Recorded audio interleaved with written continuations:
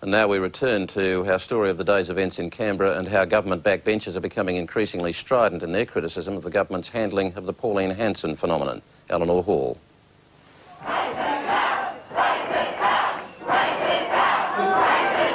While Pauline Hanson's new party battled an irate crowd as it tried to set up its first Victorian branch last night... On what do you base the factual statement that I am a racist? The outspoken independent has been feeling more heat in the political arena as well. It's time to say Pauline Hanson is out of excuses.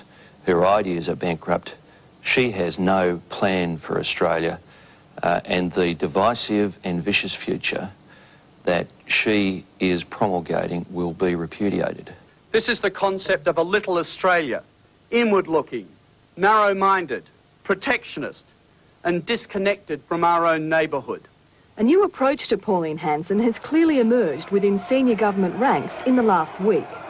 And today the Prime Minister joined in the new tactic of confronting Hanson while carefully avoiding condemning her supporters. My job as Prime Minister is to point out the error of her arguments, the damage some of her ideas would do to Australia if they were implemented, but also to understand why at a time of very great social and economic change, why some people in the community with goodwill would be attracted to some of the things that she's saying.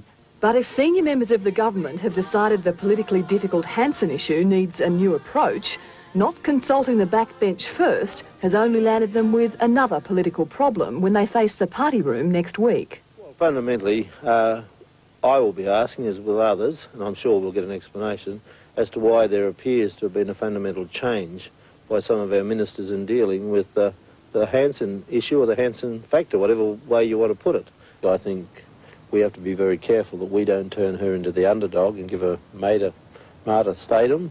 Winston Crane, an influential backbencher from Western Australia, believes the government should be doing a better job promoting its own policies rather than attacking Hanson.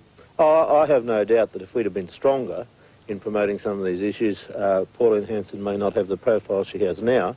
But there are those from the southern states only too happy to embrace a tougher Hanson line. Pauline Hanson really offers a loss of jobs, no hope, isolation, no investment, a stop to our migration policy. I mean, this is just nonsense.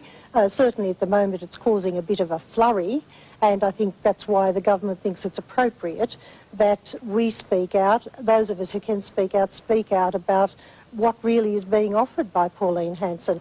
Is part of the change the fact that the polls started showing that party could have some serious political clout? Well, I'm sure that that's a point that's taken into account, because it's very important then, if people are seriously considering the possibility of supporting a party, to actually test its legitimacy, to actually test its credibility. But one thing there can be no disagreement on. It's yet another tough call for the Prime Minister. It's difficult because talking out increases her, if you attack her personally, increases her martyr status.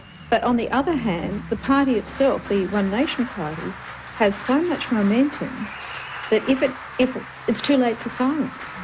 We're between a rock and a hard place now. Eleanor Hall, and that's the program for tonight.